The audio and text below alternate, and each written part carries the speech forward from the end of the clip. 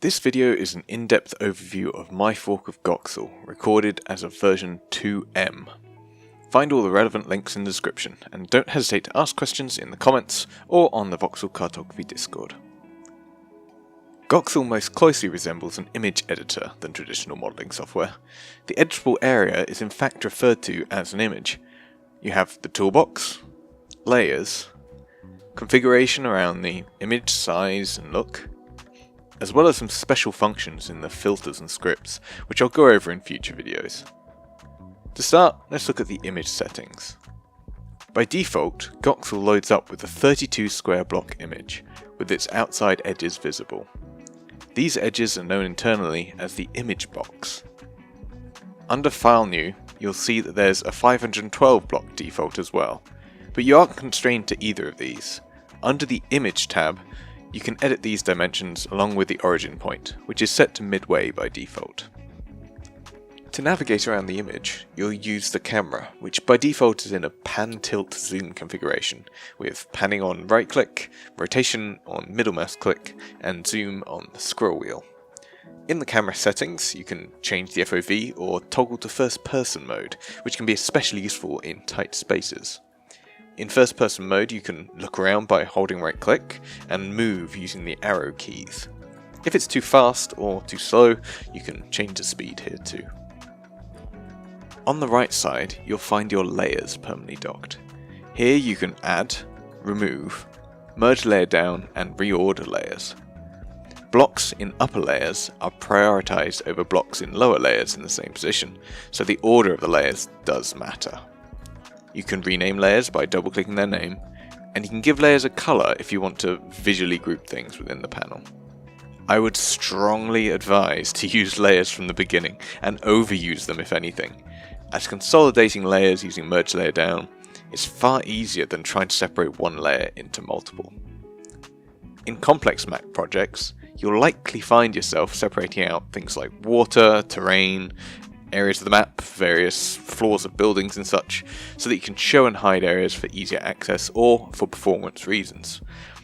When you have lots of layers like this, you can more easily switch layers by hovering your cursor over a block and hitting the apostrophe key.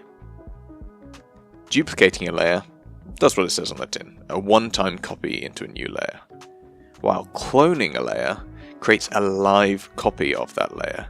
You can move the clone, rotate it, and place it how you want, but it will reflect any changes you make in the original and will be non-editable on its own. From the left toolbar, you can open a mix of various settings panes. We've already seen the image pane, but there's also panes like material, view, and light, which can alter how Goxel renders, the camera settings, including first-person view toggle, and most importantly the toolbox, where we will spend the rest of our time in this video for the most part. The toolbox has the brush, shape, laser, plane, move, color picker, selection, fuzzy select, rect select, extrude, line, and placer tools. It's a mix of various utilities, starting with the two main block manipulation tools, brush and shape. Brush is a continuous drawing tool, while shape is an area tool, and they share many settings.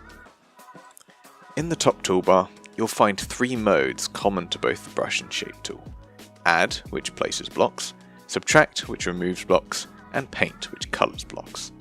By default, hotkeys for these are U, I, and O.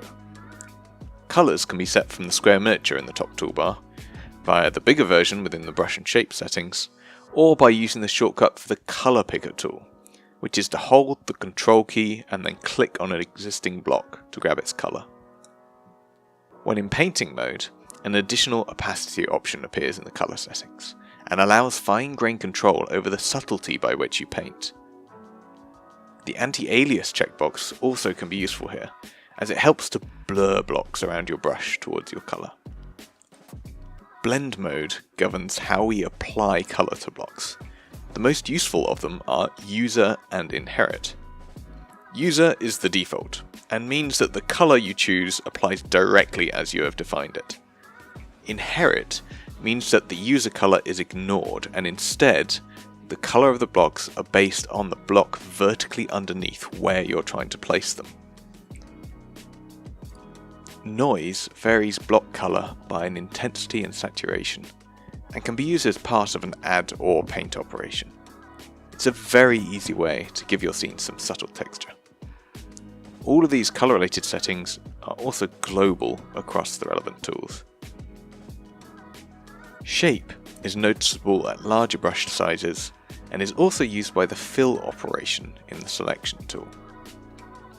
Symmetry allows you to mirror blocks live as you place them, but you always have the option to copy and flip down the line.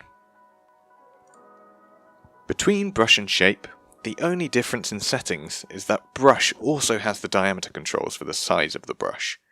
The hotkeys to increase and decrease the brush size by one block in every dimension are the square brackets by default. The next tool, Laser, burrows directly through blocks, which can be useful for straight tunnels if used carefully, but it is a very blunt instrument. The Plane tool is a translucent surface that you can manipulate to give you an arbitrary flat surface to snap your brush or shape onto. Snapping I'll explain in a moment, but there are some advanced usages of this tool which I'll cover in another video. Move will take the entire content of your current layer and allow you to shift it in the world space, including rotations. Color Picker we can ignore because we have the control click whilst using the brush or shape tool, and that is far easier than having to go to this one and back every time. There's then 3 different selection tools based on 2 underlying mechanisms: selection based on a box and individual block selection. The selection tool is the box select tool. Clicking and dragging in an open space will draw the box, while dragging on a face will change the box's dimensions. If you hold shift whilst dragging, the tool temporarily shifts from resize mode into move mode, allowing you to move the box along the axis instead of changing the box's size. The Cut to New Layer option is pretty self-explanatory and is useful for splitting one layer into multiple. The Fill option takes your box, your current global colour, and the currently selected shape in the brush or shape tools, and fills your box with that shape. This is handy when wanting to draw shapes somewhere away from the image box edges. Using Fill is pretty easy to do this, whereas using the shape tool you'll struggle to give the shape any height, though drawing flat and then extruding is also sometimes an option. Copy to Placer and Move via Placer interacts with the Placer tool, I shall cover in a moment. Fuzzy Select and Rect Select perform selections comprised of individual blocks. Fuzzy Select is similar to the magic wand in traditional image editing programs. It will start at the block under your cursor and work its way outwards until it meets air. In the settings, you can restrict this to be blocks similar in colour to the one you clicked on. A Rect Select allows you to do a rectangular lasso. It's a bit more niche in its usage, but can occasionally be handy if you find the right camera angle to select what you want. Both of these types have a Mask option, which allows you to add to, remove from, or reset the current set of block selections you have. Goxel doesn't prevent you from having both a box selection and individual block selections at the same time. If they're both present, operations like fill will use the individual blocks as its targets instead of the box selection. But in general, I would advise to just reset your selection, box or individual, as soon as you've made use of it, to avoid potential confusion later on. The Extrude tool allows you to take a surface and either grow or shorten it. It can also be done negatively through blocks, which allows you to remove them. The Line tool we can ignore because you can just hold shift whilst using the brush to achieve the same thing.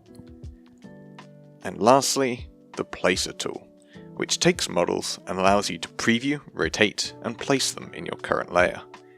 It can acquire models from File, which as of version 2M supports text, KV6 and KVX formats, or you can provide a block pattern using the Copy To and Move Via buttons in the Selection tool. The former copies as you would expect, the latter works more like a cut operation from traditional tools, allowing you to move a certain part of your layer, after which you retain the model to then place more of should you want. You can export the current content of the Placer tool into a few formats, There's numerous flips and rotations available, and there's also a history of imported files you can click on to quickly acquire the models from these past files. All of this is not saved between sessions currently. Sometimes there's a floating panel at the top containing the snap settings, which governs how Goxel globally decides where under your cursor to perform an operation when you click. The default is for volume and image box to be enabled. Volume enables blocks in your world to be surfaces on which to place, remove or paint other blocks. Image box means that the outside edges of the image also become a possible surface to manipulate from. Plane interacts with the plane tool, using that as a surface to place blocks on, remove blocks from underneath, or selectively paint. When you want to be very particular about where you're starting an operation from, the plane can be extremely helpful, which I shall outline further use cases of in a future video. The left and right angle brackets will lower and raise the plane. The / key will show or hide it, toggling the snap to plane at the same time. If you have a box select active, there's also cell in and cell out, which is the inside of the selection box and the outside of the selection box, which can also be used as a snapping surface. The last thing to mention is how we can save and load the image, as well as different individual pieces. Goxel has its own save format called Gox, which can save and load all layers and almost all current settings. It is the format I'd advise you use during development. The Open Recent menu will be your friend when booting up the program between sessions. There's then the Import and Export menus, which allow files of various types to be pulled into or out from the current image. Anytime a file is imported, it is placed into an appropriately named new layer. If wanting to import individual models to place in the image, the Placer tool is highly preferred for its ease of use. But if you have models in a format that are not available in the Placer, you'll need to open them up in Goxel individually and export them out as one of those types in order to make use of it. Import also has a height map plus color map option, which allows you a grayscale height map and accompanying color map to be combined into terrain in one fell swoop, like Builderama's program did back in the day. Export will be how you can save out as VXL, as well as some other interesting formats like height map images and color map images, which can be handy if you want to work with external image editors with your terrain. More info about this is in the Book of Goxel, linked in the description, and I do plan on doing a future video about this use case. But this is where I shall stop for now. Hopefully you've gained a basic understanding of Goxel's tools and interface. Check the description for links to download my fork of Goxel and join the Voxel Cartography Discord, and be on the lookout for future videos which will concentrate on specific advanced functions or use cases. Thanks for watching.